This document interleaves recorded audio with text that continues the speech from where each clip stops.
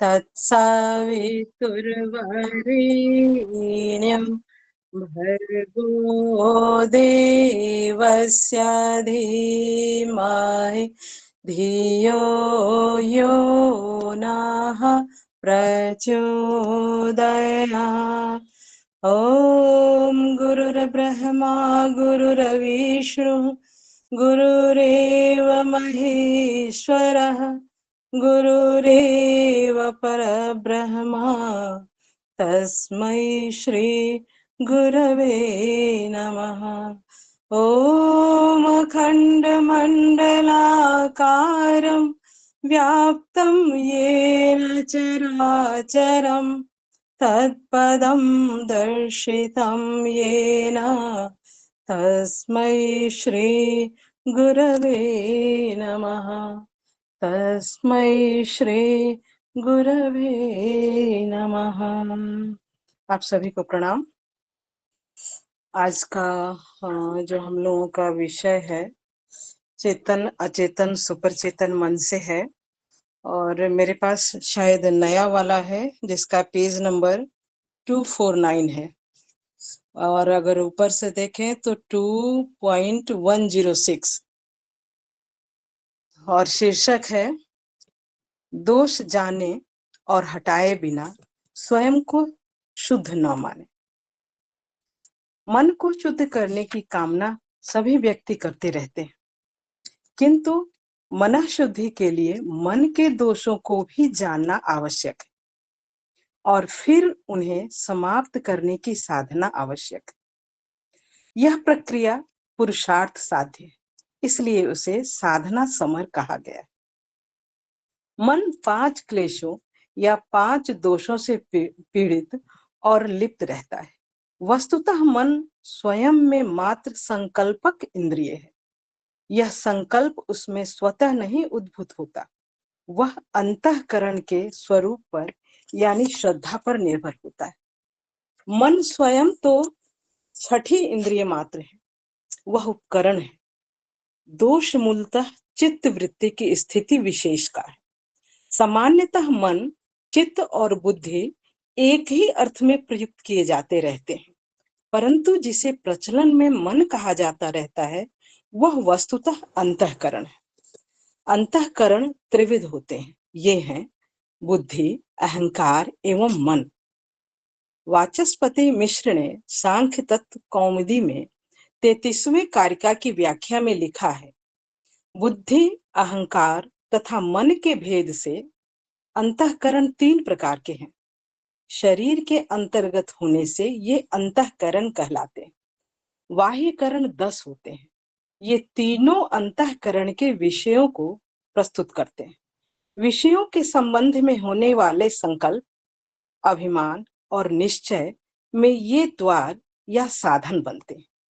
इनसे ज्ञानेन्द्रियां विषय प्रकाशन द्वारा तथा कर्मेंद्रियां यथायोग व्यापारों द्वारा सहायक बनती है। मन विषयों को ग्रहण कर उन्हें बुद्धि तक पहुंचाता एवं बुद्धि से प्राप्त निर्देश इंद्रियों को देता रहता है। अहंकार ही संस्कार जगत होता है, इसे ही चित्त भी कहते हैं। अहं भाव ही समस्त कारण व्यापारों का मूल है, इसीलिए उसे अंतःकरण कहा जाता है। अहम के प्रत्यय यानी मैं ज्ञाता हूं, मैं करता हूं आदि अंतर्भाव ही बुद्धि तत्व है, इसे ही अस्मि कहा। अस्मि का स्वयं के होने का भाव या अस्मिता कहते हैं। अहंकार एवं बुद्धि इन दोनों को अस्मिता कहा जाता है। इनमें उदित संस्कारों के अनुभव, विषय का ग्रहण, तदनुसार चेष्टा एवं धारणा ही संकल्पात्मक मन के कार्य हैं। प्राण मन की ही प्रेरणा से चलता है। जब तक स्वयं मन कुमारगामी है, अंतःकरण कुसंस्कार युक्त है, तब तक प्राण का संयम संभव नहीं। प्राण प्रवाह गतिशील अश्व के समान है, उसका नियंत्रण निर्देशन करने वाला अश्वारोही मन है। उन्मत्त घुड़सवार घोड़े पर लगाम नहीं रख सकता। असंयमी मन प्राणों को संयमित नहीं कर सकता। इसीलिए मन संयम प्राथमिक आवश्यकता है। मन के असंयम का कारण होती है मन के असंयम का कारण होती है उसके विषयों के प्रति लोलुपता की वृद्धि। यही मन की अशुद्धि का कारण है। चित्त मन की इस अशुद्धि की अवस्था को ही योग शास्त्र की भाषा में क्लेश कहा गया कहते हैं। मन को शुद्ध करने के लिए अशुद्धि का अर्थात क्लेशों का स्वरूप जानना आवश्यक है। ये क्लेश 5 हैं: अविद्या, अस्मिता, राग, द्वेष एवं अभिनिवेश। योग सूत्र में कहा है अविद्या, स्मिता, राग द्वेषा, राग द्वेष, अभिनिवेशा, क्लेशा। समस्त क्लेशों का सामान्य स्वरूप है विपर्यस्त ज्ञान, जो चंचलता, अशांति और कष्ट की प्रतिक्रियाएं उत्पन्न करता है। इसीलिए अविद्या या विपर्यस्त ज्ञान को समस्त क्लेशों का आधार कहा जाता है। असत्य को सत्य समझना, भ्रांति को यथार्थ समझना, जड़ जगत को ही जीवन सार समझना अविद्या है। पतंजल ने कहा है, यहाँ संस्कृत नहीं यही कहते, अनित्य, अशुचि, दुखमय तथा अनात्म विषय में नित्यता, शुचिता, सुख और आत्म स्वरूपता की अनुभूति एवं बोध ही अविद्या है। वस्तुतः अविद्या का ही मूल क्लेश है। अनात्म तत्व को ही आत्म तत्व माने रहने की अविद्या ही अस्मिता का आधार है। मूलतः अपवित्र असुंदर वस्तुओं को पवित्र सुंदर मान बैठने की अविद्या ही राग है। दुखद, पीड़क, उत्तापकारी मन स्थिति उत्पन्न करने वाली क्रियाएं ही द्वेषपूर्ण चित्त को सुखद, हर्षदायक, जी चुड़ाने वाली प्रतीत होती है। अतः दुख में सुख का ज्ञान कराने वाली अविद्या ही द्वेष का आधार है। अनित्य, नश्वर शरीर को नित्य मान बैठने, उसके ही नाते रिश्तों में बंधे रहने की अविद्या परक स्थिति ही अभिनिवेश है। अयथार्थ ज्ञान ही अविद्या है, जिसे अज्ञान कहा जाता है। वास्तविक अर्थों में वह अयथार्थ ज्ञान होता है, जैसे रस्सी को सांप समझ बैठना अयथार्थ ज्ञान है। यह भली भांति समझ लेने योग्य तथ्य है कि अविद्या और विद्या के विषय परस्पर विपरीत नहीं होते, अपितु मात्र उनकी बोध स्थिति ही परस्पर विपरीत होती है। इसलिए किसी कार्य क्षेत्र या विषय क्षेत्र से विद्या अविद्या का संबंध नहीं है। जो लोग ये समझते हैं कि अमुक कार्य क्षेत्र मूलतः विद्या का है, शेष अविद्या के क्षेत्र हैं, वे स्वयं भ्रांत हैं। उदाहरण के लिए यदि कोई यह समझ ले कि धार्मिक कही जाने वाली क्रियाओं में माला जप, पंचोपचार यज्ञ, हवन, ब्रह्मभोज, दान आदि में प्रवृत्त रहना विद्या है और सामाजिक गतिविधियों, राजनीतिक हलचलों में भाग लेना अविद्या है, तो वह भ्रम में है। चाहे पहली कोटि की क्रियाएं हों चाहे दूसरी, यदि उनमें यथार्थ बोध के साथ, दार्शनिक संयम के साथ कोई प्रवृत्त होता है, तभी वह विद्या प्रेरित सक्रियता है। यदि यह उनके यथार्थ स्वरूप को समझे बिना लिप्त रहता है, तो उसकी सारी सक्रियता अविद्या मूलक है। भले ही वह उन क्रियाओं में लगा हो जो ब्रह्म विद्या का क्षेत्र मानी जाती है। यानी भले ही कोई व्यक्ति शास्त्रों के पठन पाठन, योग आदि पर प्रवचन, देव चर्चा आदि में प्रवृत्त रहे, किंतु यदि वह लोकेशना, वित्तेषणा आदि से प्रेरित होकर यह सब कर रहा है, तो वह अविद्या की उपासना कर रहा है। विद्या में रत दिख रहा होने पर भी वह अंधकार में ही भटक रहा है। अनात्म तत्वों को आत्मदर्शन का आधार मान बैठना अस्मिता मूलक अविद्या है, विद्या नहीं। नाशवान शरीर आदि को ही अपनी आत्मसत्ता समझकर, नाशवान शरीर आदि को ही अपनी आत्मसत्ता समझकर फिर उनके नाश से मानो हमारी संपूर्ण सत्ता ही नष्ट हो जाएगी, ऐसा भय अभिनिवेश कहलाता है। इस प्रकार अस्मिता और अभिनिवेश चित्त मन के सूक्ष्म दोष हैं जो अविद्याजन है। दैनंदिन जीवन में ऊपर उभर कर आने वाले मन के प्रधान दोष हैं, दो दोष हैं, राग और द्वेष। महर्षि पतंजल ने इनकी यह व्याख्या की है, सुखानुशयी राग, दुखानुशयी द्वेष। सुखानुशयी क्लेश वृत्ति राग है और दुखानुशयी क्लेश वृत्ति द्वेष है। दोनों ही संवेदन अनुभूतियों का यथार्थ स्वरूप न जानने के परिणाम है। इंद्रियां स्वभावतः बहिर्मुखी हैं। जब इंद्रियां को उनके वांछित विषय उपलब्ध होते हैं तो उन्हें स्वभावतः सुखानुभूति होती है। जैसे स्वादिष्ट भोजन रसना को, सुंदर दृश्य आंखों को, सुहानी ध्वनियां, मीठी बातें, संगीत आदि कानों को, सुगंध नाक को, मृदुल स्पर्श त्वचा को सुखानुभूति देता है।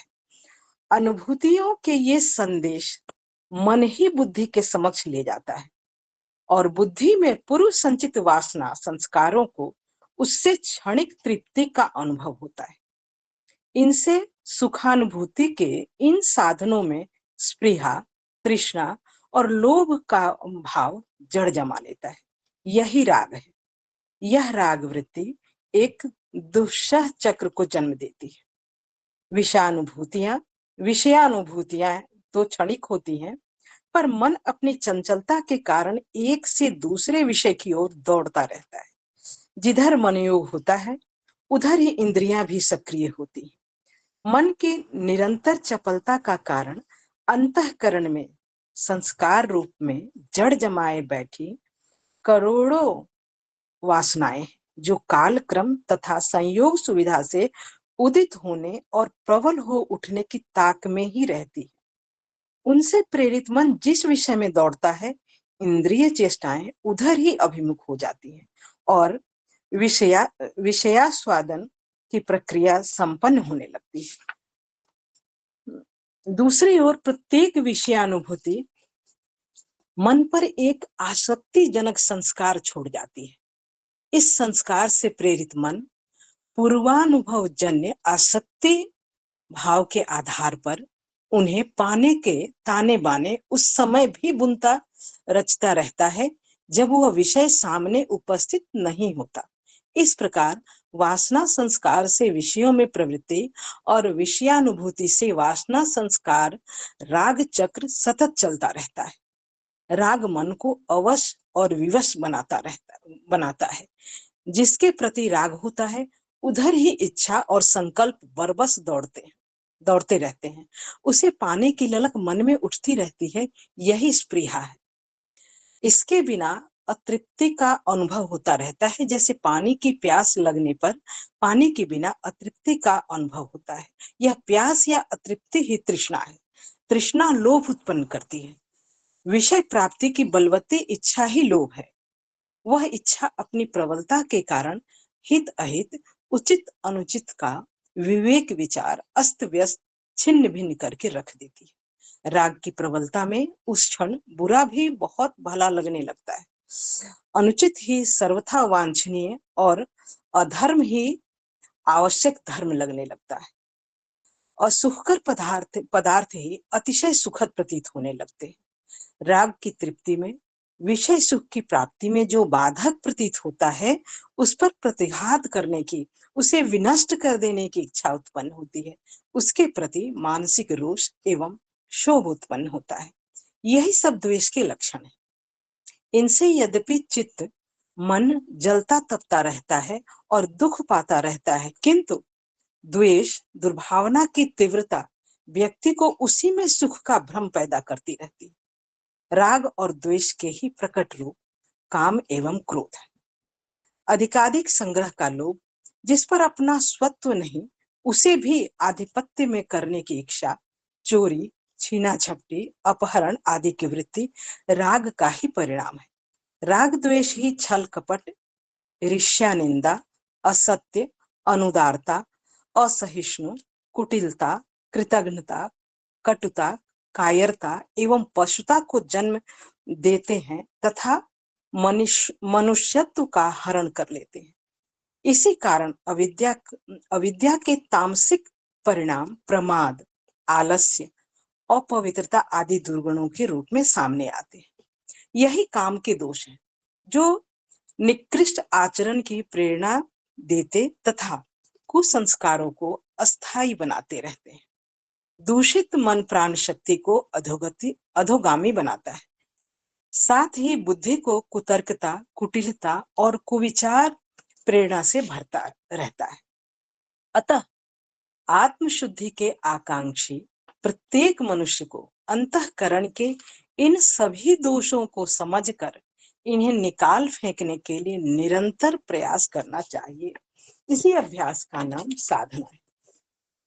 इन दुष्वृत्तियों के मूल स्वरूप को तथा उनकी आधारभूत आकर्षणों की क्षणिकता और हानि उत्पादकता को समझकर उनसे विरत होना ही वैराग्य है।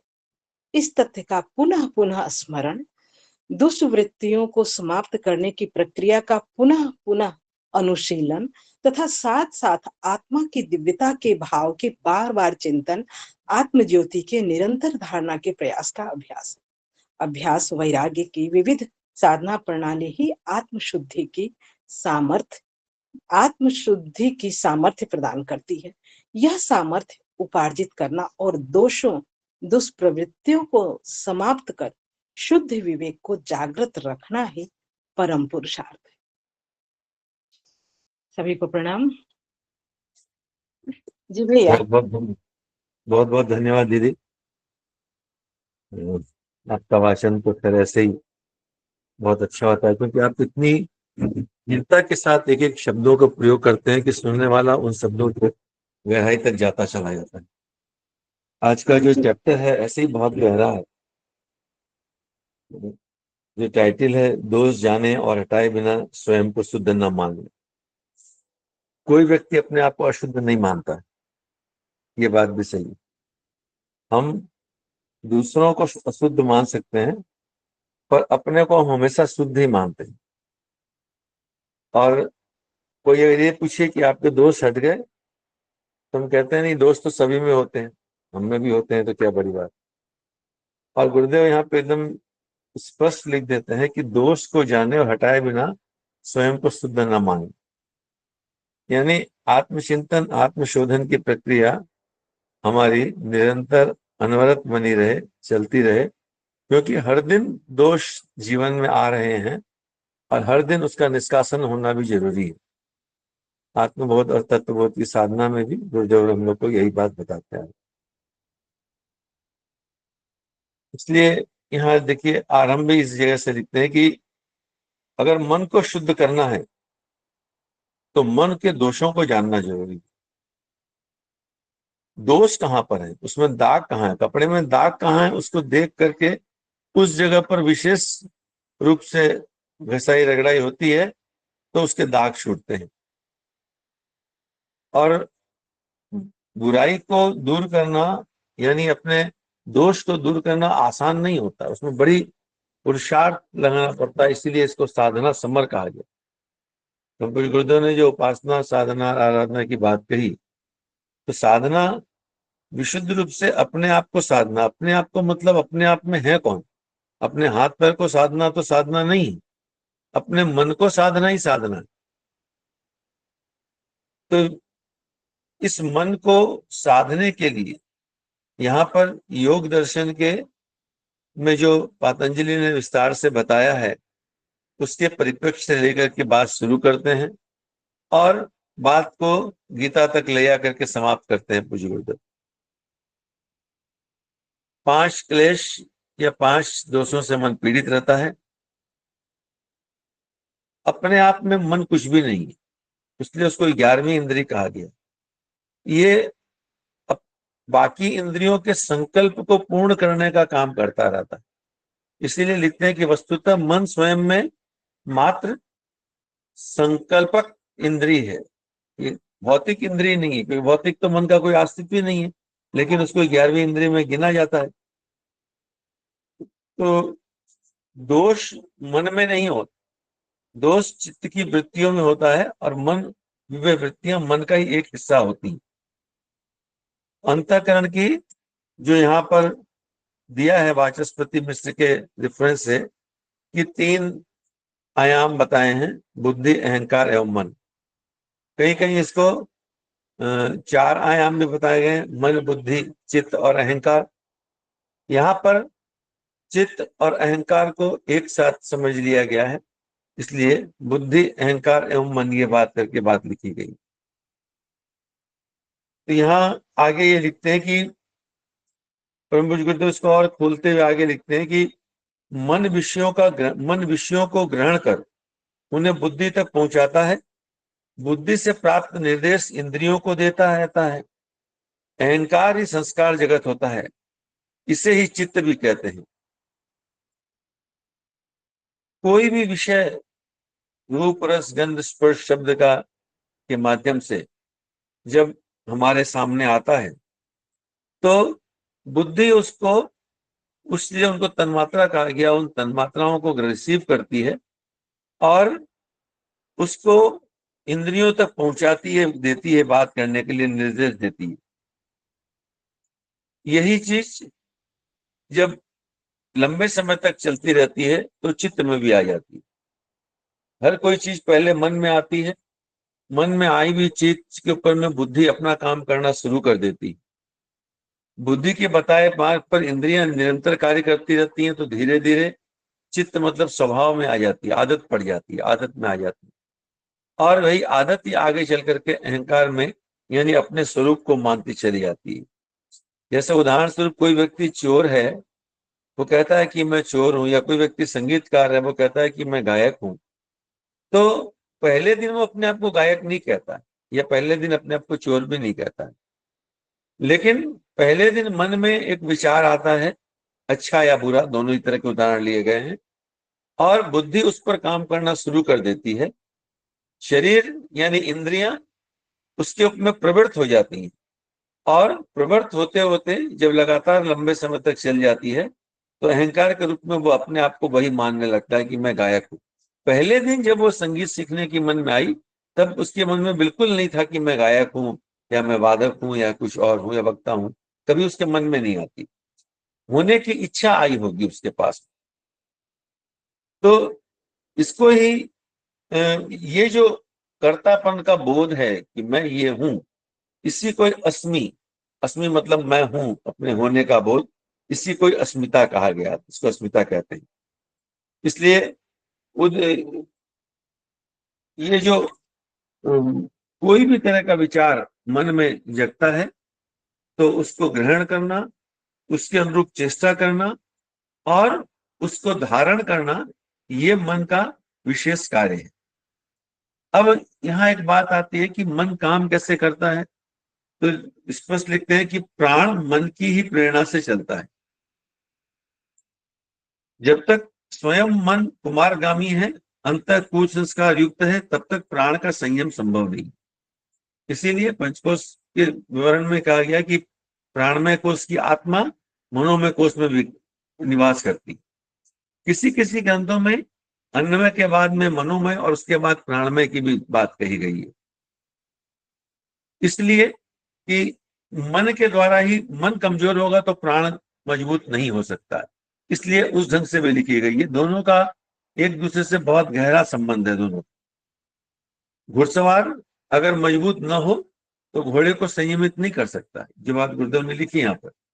तो अगर विषयों के प्रति जो लोलुपता हमारी रहती है, हर इंसान की रहती है, तो यही जो है हमारे मन में जो असंयम होता है, इसका कारण होता है। और इस अशुद्ध अवस्था को ही 5 तरह के क्लेशों के रूप में पतंजलि ने इसका वर्णन किया है। अविद्या, अस्मिता, राग, द्वेष एवं अभिनिवेश। अस्मिता के संबंध में हम लोगों ने भी चर्चा करी। अविद्या के संबंध में आगे लिखते हैं यहाँ पर कि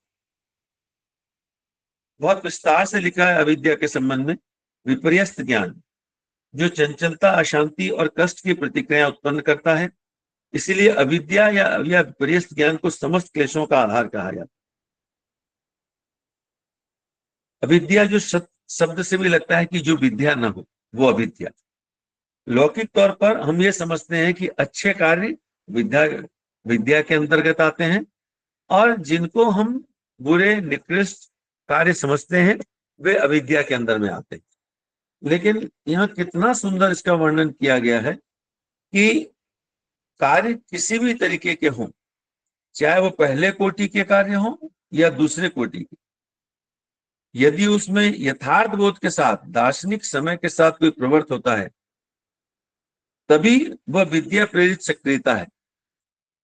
बहुत से काम होते हैं विद्याजनक धार्मिक कार्य हैं, यज्ञ इत्यादि कामों का जो वर्णन किया गुरुदेव ने, माला जप करना, पंचोपचार करना, यज्ञ करना, हवन करना, दान करना, श्रेष्ठ कार्य करना, ये सारे के सारे लौकिक जगत में विद्या माने जाते हैं। लेकिन इनका अगर ये लोकेशना और वित्तेषणा से प्रेरित होकर के ये हो रहा है, तो यद्यपि ये श्रेष्ठ कार्य विद्या के द्वारा प्रेरित हुए माने जाते हैं, लेकिन वस्तुतः वह व्यक्ति अविद्या की ही उपासना कर रहा है। तो किस भाव से किस काम को किया जाए, ये भी बड़ी महत्वपूर्ण बात है। इसलिए गुरुदेव लिखते हैं, अनात्म तत्वों को आत्मदर्शन का आधार मान बैठना अस्मिता मूलक अविद्या है, विद्या ही नहीं। जो अनात्म तत्व है, ये सारे के सारे नष्ट होने वाली चीजें हैं।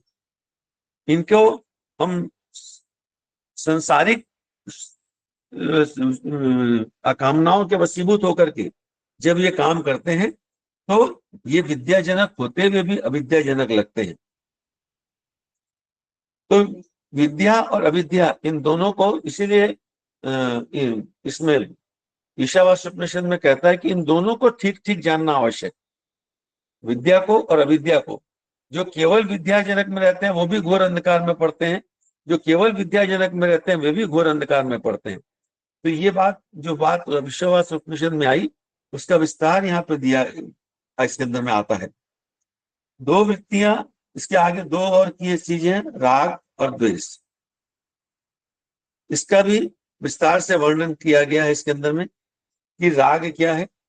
सुखानुशाही क्लेश वृत्ति राग है और दुखानुशाही क्लेश वृत्ति द्वेष है, इस बात को कहा गया।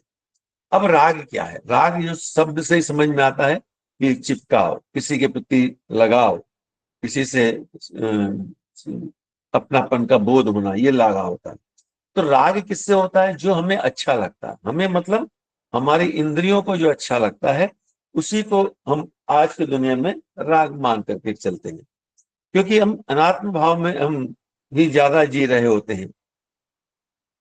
तो ये चाहे रूप, रस, गंध, स्पर्श के कोई भी संवेदनाएं हों जो कि हमें सुख की अनुभूति कराती हैं और जो क्षणिक तृप्ति का बोध कराती। क्षणिक तृप्ति मतलब इसलिए कि वह कोई भी तृप्ति हो, कोई भी अच्छी राग हमने सुन ली, कानों का अच्छा स्वर सुना, तो स्थायी नहीं हो सकता। उसके थोड़ी देर बाद में किसी ने बुरी बात कह दी तो वो स्थायी तो समाप्त होता चला जाता है। कोई अच्छी चीज, रस की अच्छी चीज खाएं, स्वादिष्ट चीज खाएं, लेकिन खाते खाते कोई अगर गलती से कोई कंकड़ पत्थर मुंह में आ गया तो सारा का सारा स्वाद समाप्त होता चला जाता है। तो इन, चूंकि वह स्वाद में, रस में, सुखानुभूति में जीने की एक इच्छा होती है, उसके अनुभव चिरस्थायी बनाए रखने की इच्छा होती है, इसीलिए इन साधनों में स्पृहा, तृष्णा और लोभ का भाव बढ़ता जाता है और जड़ जमा लेता है। इसी को राग कहते हैं। आज अच्छा भोजन मिल गया तो कल फिर एक अच्छे भोजन की कामना रहती है, परसों उससे अच्छा भोजन मिल जाए, ये कामना रहती है। तो यह एक लोभ निरंतर बढ़ते रहता है। ब्रह्मपुर गुरुदेव ने ये जो निर्देश दिए कि आप कहीं कार्यक्रम कराने जाएं तो बेटा वहां पर आप कुछ ग्रहण मत करना, इसलिए नहीं था कि सामने वाले व्यक्ति को हमको स्पर्श नहीं करना। बात यही थी कि आप एक जगह आप कुछ लोगे तो बहुत अच्छा भोजन मिल गया, दूसरी जगह अच्छा नहीं भी मिल सकता है। तो आपके अंदर में, हमारे अंदर में उस समय उसको लेकर के एक तुलनात्मक अध्ययन शुरू हो जाएगा। किसी उस घर में बार बार जाने की इच्छा होगी, और जहां अच्छा भोजन नहीं मिलेगा तो वहां द्वेष होने लगेगा। राग और द्वेष एक दूसरे के परिपूरक है, जस्ट साथ साथ में चलते हैं। तो ये राग है। और द्वेष कहते हैं कि जब उस राग की जो इच्छा हमारी हो रही है, उस इच्छा में जब कहीं विघ्न पड़ता है, जब वो इच्छा हो नहीं पाती, पूरी नहीं हो पाती है, इसमें कोई अवरोध डालता है, कोई कोई बाधा डालता है किसी भी प्रकार से, चाहे जाने या अनजाने किसी भी रूप में आती है, तो उस चीज को समाप्त करने की इच्छा होती है, उसके प्रति एक रोष और क्षोभ बढ़ता है, यही द्वेष बन जाता है। और ये द्वेष बन करके इतना दूर चल जाता है कि उस व्यक्ति से सारे जीवन के संबंध भी समाप्त हो जाते हैं। यही नहीं, इसी द्वेष के अंदर में चल करके कोई किसी की हत्याएं भी कर देता है। कल परसों जो घटना हुई कश्मीर के अंदर में, उसके पीछे क्या था? एक विशेष मनोवृत्ति के माध्यम से एक द्वेष को जन्म दे दिया गया, और उस द्वेष को जन्म देने के लिए उसके विपरीत राग को जन्म दिया गया। यह स्थान तुम्हारा है, तुम्हारे से कोई नहीं ले सकता, ये तुम्हारा है, इससे तुम्हारा लगाव है। एक राग पैदा किया गया, चाहे झूठा राग पैदा किया गया, और उस राग को ये बताया गया कि इस राग में बाधा यहां से आ रही है, और एक द्वेष एक विशेष संप्रदाय धर्म राष्ट्र के प्रति पैदा हो जाता है, और उसके परिणाम पिछले दिनों हम लोगों ने देखे। यह तो एक घटना हुई, ऐसी आए दिन घटनाएं हमारे आपके व्यक्तिगत जीवन में, सामाजिक जीवन में नित्य होती रहती है। यही चीज होती है। तो हम जब अपना विलक्षण देखते हैं कि जब किसी अपने कोई देख लें, औरों की क्यों छोड़ने, कोई चीज हमें अच्छी लगती है, बार बार अच्छी लगती है, और कोई कारण से हमारी वो इच्छा किसी दिन पूरी नहीं हो पाती है, तो अपनों के ऊपर भी क्रोध आ जाता है, चाहे वो अपनी पत्नी हो, अपने बच्चे हों, अपने माता पिता हों, अपने मित्र दास, कोई भी क्यों न हो। ये अलग बात है कि वह द्वेष वह क्रोध बहुत क्षणिक होता है, हमारी बुद्धि उसको समझा देती है, हमको मनाती है, हम अपने आप मानते हैं, लेकिन वही आगे बढ़ करके द्वेष में भी परिणित हो जाती है। यही काम और क्रोध का रूप ले लेती है। राग जो है वो काम का रूप ले लेती है, और द्वेष क्रोध का रूप लेती चली जाती है। राग द्वेष ही छल कपट, ईर्ष्या, निंदा, असत्य, अनुदारता, असहिष्णुता, कुटिलता, कृतज्ञता, ऐसे सारे के सारे विकारों को जन्म देती है, और मनुष्य के अंदर में जो मनुष्यत्व है वह समाप्त होता है, जो हरण कर लेता है। जो कल परसों की घटना तो है, पर ऐसी घटनाएं तो रोज आए दिन होती है। कल तो एक हो गई ताजी इसलिए बात है, लेकिन हर समय होती रहती है। इनके पीछे का मूल कारण इसी जगह पे आके चला जाता है। यह इस प्रकार का दूषित मन प्राण शक्ति को अधोगामी बना देता है। बिना प्राण की शक्ति के तो ये काम भी नहीं भी होंगे। इसके जितने भी ये विध्वंसक कार्य होते हैं, इनके पीछे भी तो प्राण की शक्ति होती है। बिना प्राण शक्ति के तो नहीं हो सकता ये काम। एक हमने इस पिछले दिनों जो घटनाएं चली, इसमें चर्चा हुई, एक व्यक्ति कह रहे थे अपने आईपीएस के स्टूडेंट्स को कि एक आईपीएस ऑफिसर पहले दिन जब किसी को गोली मारता है, किसी भी कुछ लड़ाई हो रही है और उसके अंदर में गोली चलती है, गोली जब किसी से मृत्यु हो जाती है, तो वो व्यक्ति उस दिन सो नहीं पाता है कि आज मेरे हाथ से हमारे आप गाड़ी चलाते हैं, किसी एक जानवर का भी एक्सीडेंट हो जाता है तो हम लोग को बहुत बुरा लगता है कि अरे हमारे हाथ से एक जानवर का एक्सीडेंट हो गया, कितना बुरा लगता है। और एक व्यक्ति इतना प्रेम से हंसते हुए गोली मार दिया, ये कैसे संभव हो जा रहा? यही है प्राण का अधोगमन। ये तो उनके जीवन में हुआ, हमारे अपने व्यक्ति के जीवन में भी देखें, हर बुरा काम हमसे जो हो रहा है वो हमारे प्राण को अधोगमन की ओर ले जाता है। हमारा प्राण, दूषित प्राण ही हमसे वो काम कराते चले जाता है। तो ये जो दूषित मन होता है, ये हमारे प्राण को भी नीचे की तरफ ले जाता है। बुद्धि को, हमारी बुद्धि के अंदर में से प्रज्ञा का हरण करके उसके अंदर में कुटिलता और कुविचारों को प्रवेश दिलाता चला जाता है। गुरुदेव लिखते हैं कि आत्मशुद्धि के आकांक्षी प्रत्येक मनुष्य को अंतःकरण के इन सभी दोषों को समझकर इन्हें निकाल फेंकने के लिए निरंतर प्रयास करना चाहिए। निरंतर एक कमरे को कितना ही टाइट बंद करके हम चले जाएं, लेकिन फिर भी पूरा खिड़की दरवाजा सब बंद है, फिर भी आके खोलते हैं तो उसमें धूल गर्द जमी हुई मिलती है। तो जब बाहर से जब कोई चीज नहीं आ रही तो भी धूल गर्द मिलती है। हम तो अपना जीवन जीते हैं, न जाने कितने तरह के विक्षेप हमारे आंख के सामने होते हैं, और वे विक्षेप हमारे मन में कितने तरह के आक्रोश पैदा करते हैं, कितने तरह के राग पैदा करते हैं, कितने तरह के द्वेष पैदा करते हैं। इन दोनों को हटाना पड़ता, केवल द्वेष हटाने से भी नहीं होगा, क्योंकि ये निश्चित बात है कि राग ही द्वेष का कारण होता है। मैं पहले भी शायद कभी चर्चा किया होगा, मैं बहुत छोटा था तो शांति कुंज जाता था, तो वहाँ उस समय परमार्थ के अंदर में एक पथिक जी महाराज आया करते थे। तो शांति कुंज की एक कार्यकर्ता के साथ, मैं बहुत बहुत छोटा था उस समय, उनके साथ जाता था, उनके साथ बैठता था वहां पर। तो बड़ी प्रेम भरी आवाज में वो एक बार एक बात कह रहे थे जो मुझे हमेशा याद रह जाती। वो लोगों ने पूछा कि महाराज जी, ये दुख बहुत होता है, इसका दुख है। तो उन्होंने पूछा दुख क्यों होता है? तो लोगों ने कारण बताया, इसके कारण दुख है, उसके कारण दुख है, अपने अपने कारण लोगों ने गिनाए। तो पर उत्तर उन्होंने ये बात दी कि सुख की कामना के कारण ही दुख होता है। बड़ी अच्छी बात वो आज लगभग मैं समझता हूँ शायद 45-50 साल हो गए होंगे उस बातों को, पर ये शब्द दिमाग से भूलता नहीं कि सुख ही दुख का कारण होता है। हम कामना सुख की करते हैं, और कभी वो सुख पूरा हो जाता है, कभी नहीं होता है।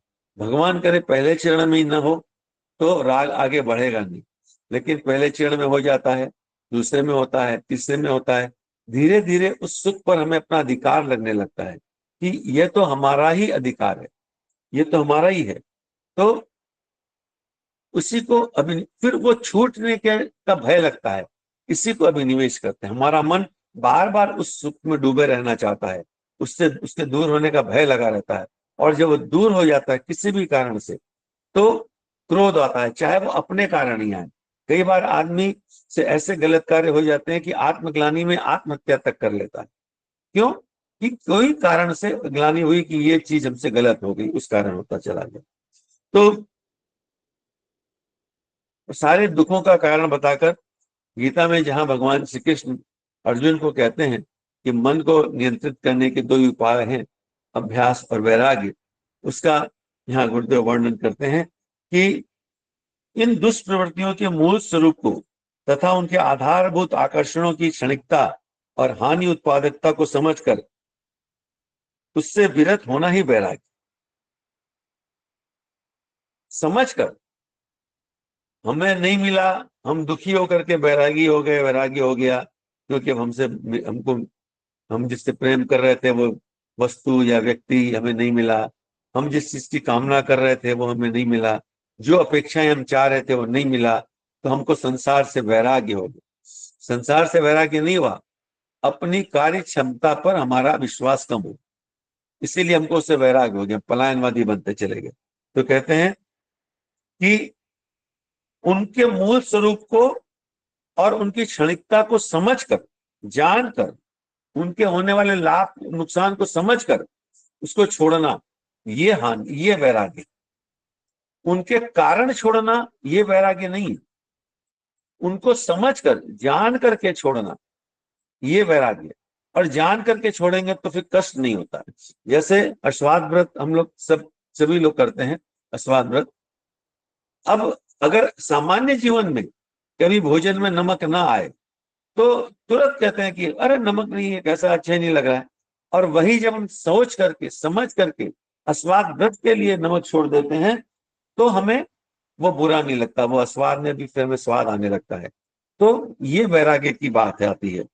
और इस तथ्य को पुनः पुनः स्मरण, दुष्प्रवृत्तियों को समाप्त करने की प्रक्रिया का पुनः अनुशीलन तथा साथ साथ आत्मा की दिव्यता के भाव के बार बार चिंतन, आत्मज्योति की निरंतर धारणा के प्रयास का नाम अभ्यास है। यह जो हमने सोच के छोड़ा, इस सोच के छोड़ने की प्रक्रिया का बार बार इसको याद रखना कि ये दुष्प्रवृत्तियां हैं, ये दुष्प्रवृत्तियां हैं, इनसे मुझे नहीं चिपकना है, इनसे मुझे लगाव नहीं करना है, इनसे मुझे दूर नहीं रहना है, इसका नाम अभ्यास है। और वैराग्य और अभ्यास, इन दोनों के माध्यम से हम अपने अंदर की दुष्प्रवृत्तियों को समाप्त कर शुद्ध विवेक को जागृत करें, यही परम पुरुषार्थ है। और इसको इसी प्रकार अपने मन को हम शुद्ध कर सकते हैं। सभी को मेरा बहुत बहुत प्रणाम। बहुत अच्छा लेख है, इसमें से जो भी बात समझ में आई आप सबके बीच में प्रणाम। जी अमन भैया। जी भैया, बहुत बहुत आभार। ये विषय जो है बहुत ही, इसको जटिल कह सकते हैं, क्योंकि मन का विषय है और पूरा इसको योग दर्शन के रूप में इसमें व्यक्त किया है। गुरुदेव ने पूरा इसको खोला हुआ है, तो और इसको बहुत ही विस्तार में गुरुदेव ने इसको लिखा है, और आपने विषय को बड़ी ही सरलता से इसको समझाया है, तो इसके लिए बहुत बहुत आभार। मेरा निवेदन है बाकी सब भाई बहनों से कि अगर उनके कोई प्रश्न हो इस विषय से संबंधित, तो या कोई बात हो अपनी, तो इसमें रख सकते हैं जी।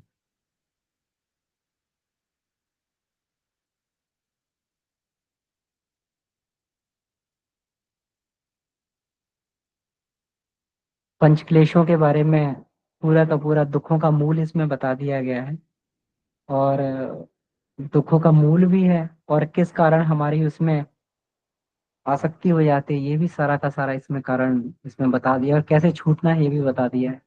तो इस लेख को तो कम से कम जो है बार बार इसका जो है 10-15 दिन में एक बार अभ्यास करना चाहिए, इसको पढ़ना चाहिए और इसकी गहराई में उतरने का प्रयास करना चाहिए। इसमें एक बात बहुत अच्छी समझ में आई। जब तक कोई नहीं बोल रहे तब तक मैं अपनी बात को रखने का प्रयास करता हूँ। मेरा निवेदन है कि जरूर जो है इसको चिंतन मनन करके इसमें अपनी बात को पूछने का और रखने का प्रयास करें।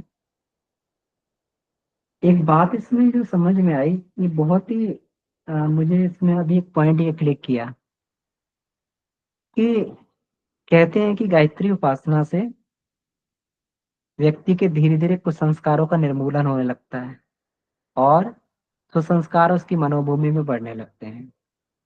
चित्त की वृत्तियां जो है सतोगुणी वृत्तियां, उसमें रजोगुणी तमोगुणी से सतोगुणी वृत्तियां वहां पर चित्त में अपना आने लगती हैं, और रजोगुणी तमोगुणी का इसमें शमन होता है इन वृत्तियों का। तो इसका मतलब गायत्री से जो प्रज्ञा बुद्धि मिलती है, बुद्धि से ही कुछ संसारों का निर्मूलन हो जाता है।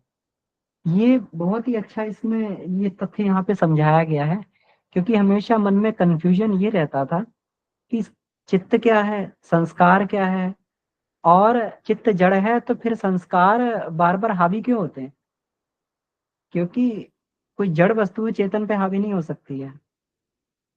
लेकिन बिल्कुल इसी तरीके से यहाँ पे बताया गया है, जैसे हमारे कंप्यूटर में हार्ड डिस्क रहती है, वो जड़ डेटा है, हार्ड डिस्क में लिखा हुआ है, जड़ है वो। लेकिन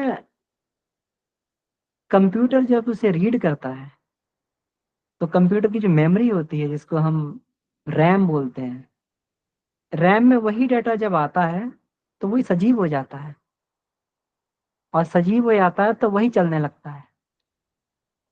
रैम किसी प्रकार से उस डाटा को रिट्रीव करने से मना कर दे, या फिर उसका स्वरूप बदल दे, तो वो डाटा जो है फिर व्यक्ति को या तो दिखाई नहीं देगा या अलग तरीके से दिखाई देगा। तो यहाँ पर ये वाली बात बहुत सुंदर कही गई है यहाँ पर, कि जो हमें सुखानुभूति होती है, शब्द स्पर्श रूप रस गंध की सुखानुभूति होती है, ये अनुभूतियां जो है, अनुभूतियों के संदेश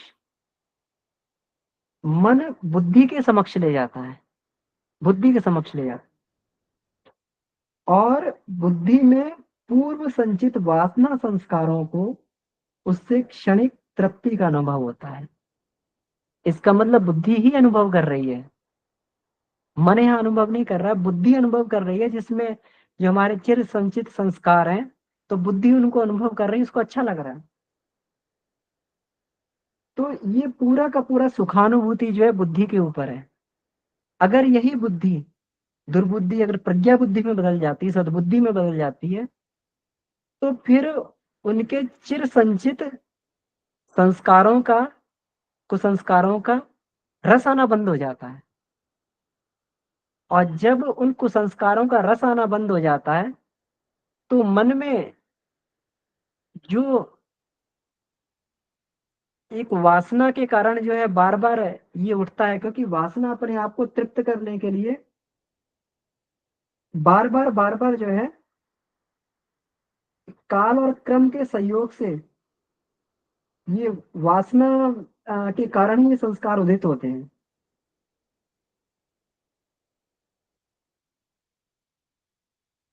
तो जो करोड़ों वासनाएं हैं उसी के कारण उदित होते हैं, और जब उसका भोग होता है तो वो और प्रबल हो जाता है, वही संस्कार और प्रबल हो जाता है, तो फिर एक चक्र बन जाता है।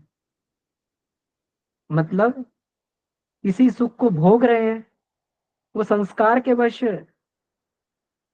बुद्धि जो है उसको प्रेरित कर रही है भोगने के लिए, बुद्धि उसका रस ले रही है, और फिर रस लेते हैं तो और प्रबल हो जाता है।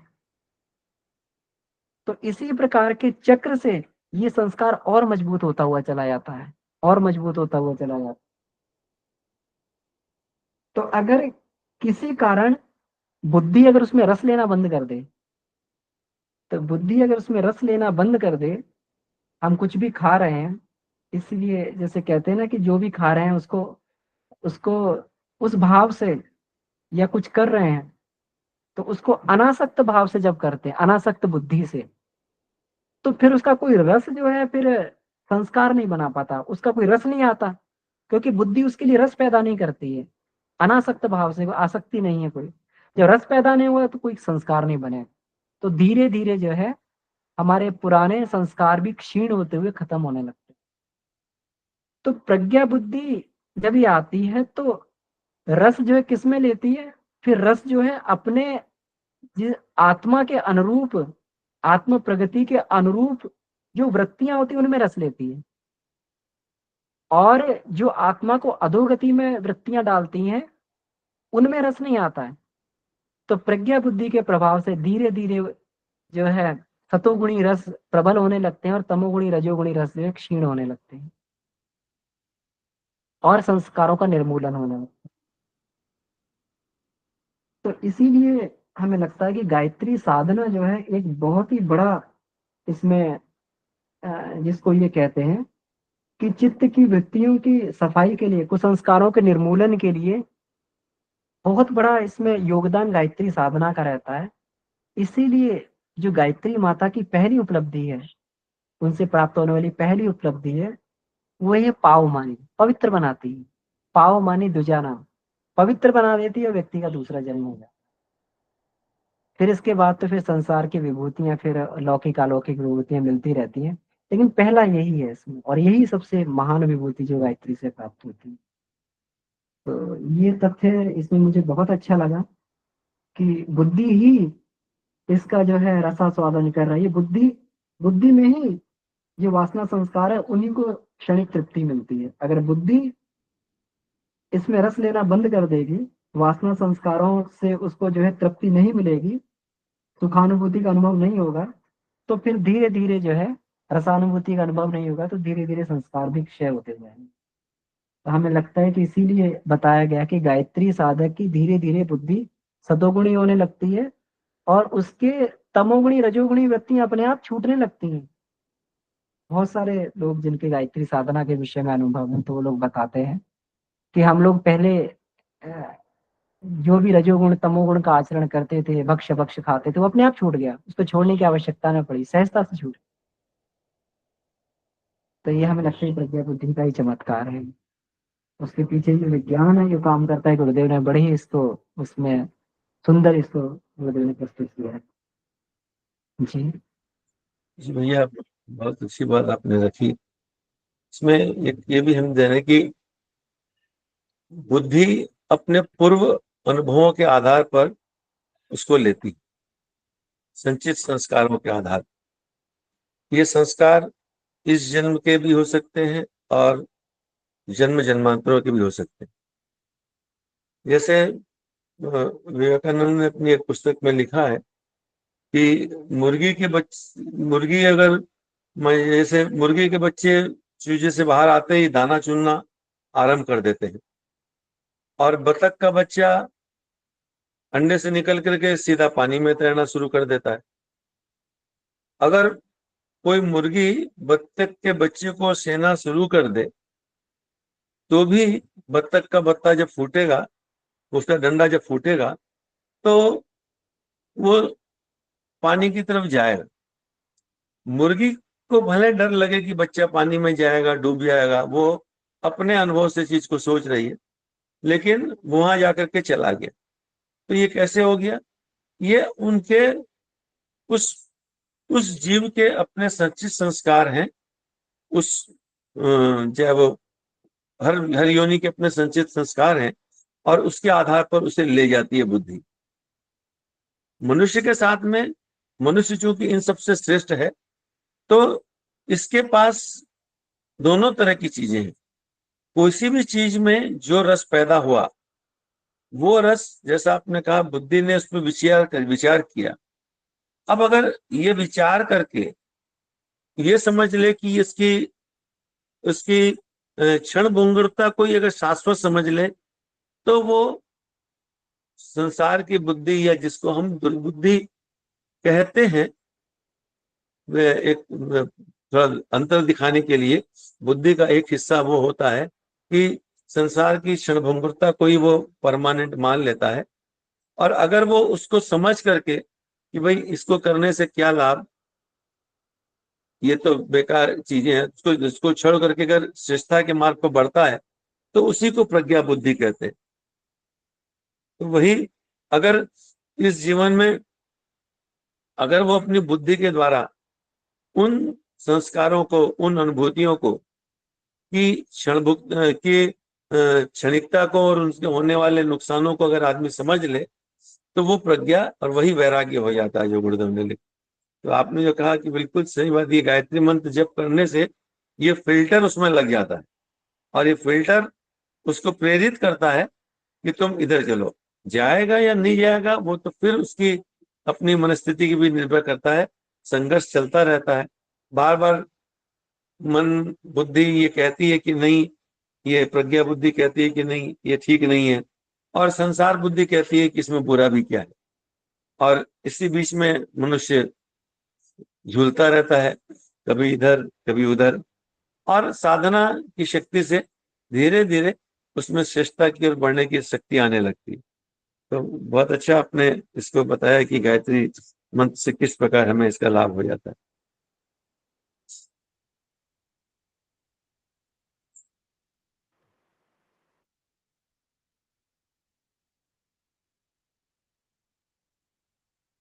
जी भाई साहब, तो हाँ, और भी भाई बहन इसमें अपनी बात को रख सकते हैं, या कोई क्वेश्चन इसमें से पूछ सकते हैं। जी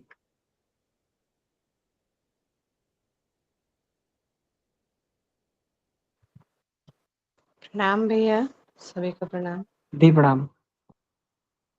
यहाँ पे और जो लिखे हैं, यानी भले कोई व्यक्ति शास्त्रों के पठन पाठन, योग आदि पर प्रवचन, देव चर्चा आदि में प्रवृत्त रहे। भैया ने बहुत अच्छे समझा दिया। वो यदि हमारा लोकेशना और वित्तेषणा के मतलब धन आए उससे, हमारा चाहे जो भी हम पूजा पाठ भी जब भी करते हैं, तो कोई इच्छा रख के यदि कर रहे हैं उसको कि नहीं ये मेरा कार्य पूरा हो जाए, या यज्ञ कर रहे हैं, या दान कर रहे हैं कि नहीं ये दान इस करेंगे तो हमको ये लाभ मिल जाए, तो ये जहाँ इच्छा हो गई तो वो अविद्या कहा गुरुदेव ने उसको। वह अविद्या की उपासना कर रहा है। तो यही इसी वजह से लोग बीसों साल से कर रहे हैं हम, लेकिन जब तक उसमें ये अपनी रह गई इच्छा है कि हमारी पूर्ति हो, तो इसलिए वो ऊंचा उठ नहीं पा रहा है। मुझे ऐसा लगता है समाज में कि हम तो कई सालों से कर रहे हैं, लेकिन कुछ फायदा नहीं मिल रहा है जी। तो ये वही कारण है, मुझे जो लगता है। जी प्रणाम, ये भी बहुत आप अच्छा बिल्कुल आप सही लोगों ने कह रहे बोला। हैं। एक एक लड़का अगर किसी क्लास में 10 साल से फेल होते जा रहा है, तो वो चाहे दावा कर दे मैं 10 साल से पढ़ रहा हूँ, पर है तो उसी क्लास में ना। स्कूल में भर्ती होने का टारगेट यही होना चाहिए कि हमको स्कूल से निकलना है, पास आउट होना है। कितने वर्षों तक स्कूल में पढ़े, 10 साल क्लास मैट्रिक पास करने में 10 साल लगाए, या 9 में ही पार कर गए या 25 साल लगा दिए पार करने में, ये महत्वपूर्ण थोड़ा है। पास आउट होना महत्वपूर्ण बात। तो शिष्य की संपूर्णता, मतलब गुरु के सार्थकता इसमें है कि शिष्य पूर्णता की ओर बढ़े। गुरु कभी खुश नहीं होगा कि शिष्य अपूर्ण रहे, पर शिष्य अपूर्णता को ही पूर्णता मान ले तो क्या करे गुरु बेचारा।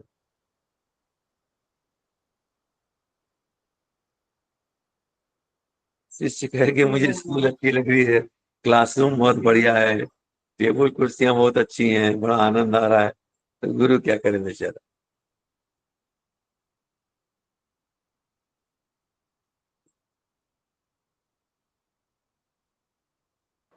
सही में गुरु की ये पीड़ा है, बहुत बड़ी पीड़ा है कि बच्चे हमारे कई सालों से जुड़ गए, दीक्षा भी ले लिए, लेकिन वो जो हम चाह रहे थे जहां तक बच्चे को ले जाना, वहां तक जब नहीं बच्चा जाता है, तो ये गुरु की भी बहुत बड़ी मतलब ये होती है, पीड़ा होती है इसको।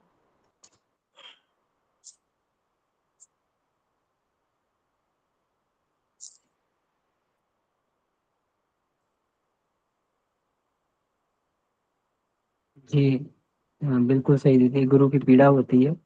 अगर शिष्य अपने आप को विकसित ना करे तो ये गुरु की बहुत भारी पीड़ा रहती है, जब गुरु इतने ऊंचे स्तर के हों।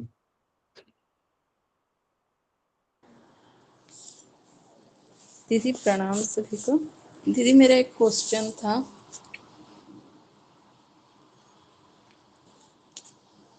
मैं बोलूं दीदी? जी जी दीदी जी। हाँ बोले। दीदी जैसे आपने कहा ये बहुत अच्छा कह रही हैं, और गुरुदेव की वाकई में ये पीड़ा है कि हम, ये तो सभी में कहा गया है, निष्काम भाव से और सकाम भाव से दो चीज बातें आती हैं। तो हमें हर चीज, गीता में भी कहा गया है मतलब निष्काम ही कर्म हो, किसी तरह का मन में किसी तरह के विचार ना आए, किसी तरह की लालसा ना रहे, इच्छा ना रहे, सब कुछ जो समर्पित है अपने इष्ट को समर्पित हो। लेकिन दीदी फिर गुरुदेव ने गायत्री महाविज्ञान में ही जो सावित्री, जो 24 मंत्र गायत्री मंत्र के बाद लिखे हैं, उसमें लिखे हैं कि 10 माला के बाद आपके जीवन में, ये तो जीवन मनुष्य जीवन है, हर चीज जरूरी ही है। तो उसमें फिर गुरुदेव ने ही कहा है कि यदि 10 माला के बाद यदि आपके पास जो भी कमी है, जो भी विघ्न है आपके पास, आपके घर में मतलब प्रेम की कमी है, तो आप एक माला चंद्र गायत्री मंत्र की लें उसके साथ। और यदि धन की कमी है तो एक माला लक्ष्मी गायत्री मंत्र की लेके करें। तो इसके लिए मैं फिर आप लोगों का कुछ विचार जानना चाहती हूँ दीदी। प्रणाम सभी को। जय। यदि प्रणाम। गुरुदेव ने उसमें कहीं ऐसा नहीं लिखा है कि धन की कमी हो तो लक्ष्मी का जप करें। आप उस लेख को आरंभ से पढ़िए। उसमें लिखा है कि परब्रह्म परमात्मा एक है और उसकी विविध शक्ति धाराओं को अलग अलग देवताओं के रूप में चित्रित किया गया। निष्काम साधना सकाम साधना में वर्णांतर यह है कि जब हम व्यक्तिगत सांसारिक कामों के लिए यानी अनित्य चीजों के लिए जब कामना करते हैं तो उसको सकाम साधना कहा जाता है। और अगर वही जब ईश्वर प्राप्ति की इच्छा से काम करते हैं, यानी नित्य को प्राप्त करने के लिए कार्य करते हैं, उसकी चेष्टा करते हैं, उसकी कामना करते हैं, तो वह निष्काम कहलाता है। इस बात को एक छोटा सा भेद है। जैसे मान लीजिए कि परम पूज्य गुरुदेव ने एक कामना करी कि युग बदल जाए, ये भी तो एक कामना है, पर ये निष्काम कहा जाएगा क्योंकि उन्होंने व्यक्तिगत स्वार्थ के लिए नहीं किया, इसलिए निष्काम बात। तो गुरुदेव एक जगह लिखते हैं कि सकाम साधनाओं का दुष्परिणाम ये होता है कि वो हमेशा छूट जाती है। कार्य पूरा हो जाए तो छूट जाती है कि काम पूरा हो गया तो अब इसको करने से फायदा क्या, और काम पूरा न हो तो इसलिए छूट जाती है कि काम हुआ ही नहीं तो करने से फायदा क्या। सकाम साधनाएं यानी सांसारिक सुखों की कामनाएं की साधनाएं हमेशा छूट जाएंगी, और निष्काम यानी श्रेष्ठता को अनित्य को पाने की कामना का जो कामना है वो कभी समाप्त नहीं होगी, वो हमेशा चलती रहेगी। जहां तक 24 गायत्रियों के बात है, तो उसमें लिखा कि एक व्यक्ति को पूर्ण होना चाहिए। अगर मुझ में कोई तरह की पूर्णता का अभाव है तो हमको उसके लिए, उस विशेष गुण को प्राप्त करने के लिए, न कि विशेष पदार्थ को प्राप्त करने के लिए, अगर आप उसको देखेंगे 24 गायत्री के विज्ञान को, तो गुरुदेव ने स्पष्ट लिखा है कि ये 24 शक्तियां हैं, शक्ति धाराएं हैं। उसमें से कोई चीज, जैसे मान लिया कि अगर हम कोई चीज किताब पढ़ के नहीं समझ पा रहे हैं तो बुद्धि की कमी है, तो हम सरस्वती गायत्री की प्रार्थना करें कि हमें वो शक्ति मिले, उसके लिए चले आते हैं। तो उन मंत्रों के द्वारा वो शक्ति हमारे अंदर में बढ़ती चली जाती, इसलिए कहा गया। ये नहीं था कि उससे हमको कुछ लौकिक चीजें प्राप्त हो जाएंगी, उनके लिए नहीं है। इसलिए उसने लिखा है कि 24 अक्षरों के देवता, जो देवता दिए गए उनके गुण भी साथ साथ में लिखे गए। सारे देवताओं का गुण दिया है उसके अंदर में। जैसे शिव का मतलब कल्याणकारी शक्ति, या राधा का मतलब प्रेम। तो अगर हमको दुनिया के लोगों से क्रोध ज्यादा आ रहा है, मतलब कि प्रेम का भाव है। कोई भी दोष तभी पैदा होता है जबकि वो गुण, उसका विपरीत गुण हमारे पास न हो। तो अगर प्रेम का भाव है इसलिए क्रोध आ रहा है, हमको क्रोध दूर करने का कोई मंत्र नहीं है, प्रेम को विकसित करने का मंत्र है। दुनिया में अंधकार की कोई सत्ता नहीं है, सत्ता प्रकाश की है। इसी प्रकार अवगुण की कोई सत्ता नहीं है, सत्ता गुण की है। इसलिए गायत्री के 24 गुण बताए गए। गायत्री के किसी 24 अवगुण को दूर करने की बात नहीं कही गई। उन गुणों को विकास करने से उसकी उसके उससे संबंधित शक्ति हमारे अंदर में जागृत होने लगती है। जैसे अगर कोई व्यक्ति रोगी है, तो रोगी होना उसका लक्ष्य नहीं है, उसमें प्राण शक्ति की कमी के कारण वो रोगी है। तो हम प्राण शक्ति बढ़ाने के लिए सूर्य की साधना करें, सूर्य गायत्री मंत्र का जप करें। ये उसका विज्ञान है जो उसमें लिखा है 24 शक्ति धाराओं का। किसी पदार्थ को लिए नहीं, किसी गुण को पाने के लिए। गायत्री के 24 ऋषि 24 गुणों की ओर प्रतिपादित करते हैं। 9 नंबर वांग्मय जो है उसके संभवतः 10वें चैप्टर में ये पूरा बहुत विस्तार से गुरुदेव ने एक्सप्लेन किया है कि ऋषि दाढ़ी मूछ वाले व्यक्ति नहीं होते थे, उन गुणों को ही ऋषि कहा गया। इसीलिए गायत्री के 24 ऋषि 24 गुण के रूप में बताए गए।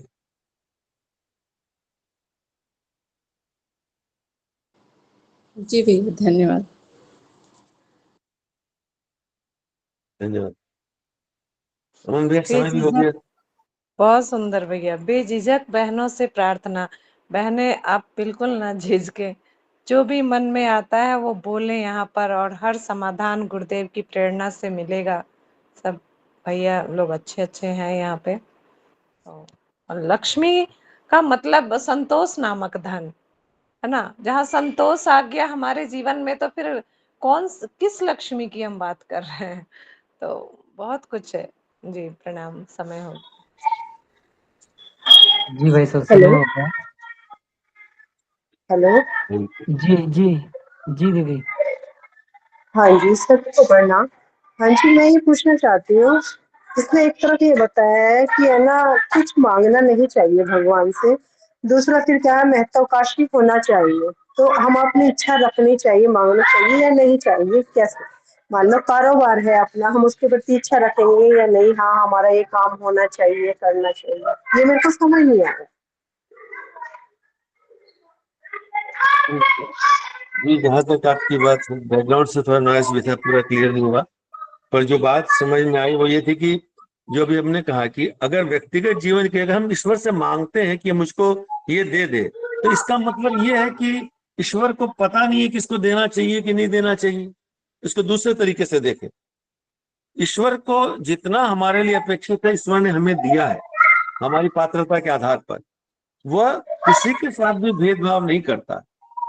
हमको अगर वो चीज अपनी पर्याप्त मात्रा में नहीं है, मतलब हमारी अभी पात्रता का हमको और विकास करना है, तो हम ईश्वर से पात्रता के विकास की प्रेरणा मांगे।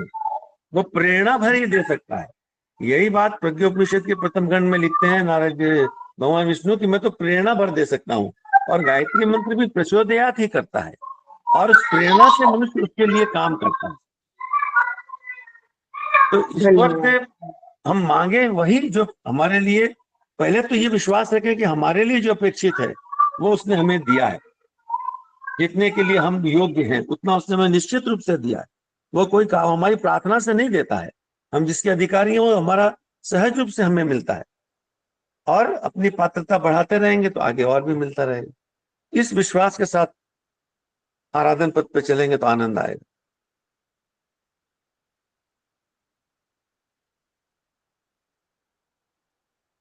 भैया शांति पाठ कर लें, 35 हो गए। जी जी भाई साहब, जी बिल्कुल। आप सबका बहुत बहुत आभार। इस विषय पे हम लोग खूब चिंतन मनन करें और खूब क्लोजली अपने आप का वाच करें कि इनमें से कौन से क्लेश हमें कहाँ कहाँ परेशान कर रहे हैं, और उन क्लेशों से दूर होने के लिए उसके विपरीत कौन सा श्रेष्ठ गुण का संवर्धन हम अपने अंदर में करें। ये प्रयास हमको निरंतर करना चाहिए। इसी मनोभाव से आइए आज की कक्षा को विराम करें। शांति पाठ। ओम शांति शांति शांति। सभी को प्रणाम। सभी को जी भाई धन्यवाद। साहब प्रणाम, सभी को प्रणाम। सभी भाई बहनों को प्रणाम। सभी को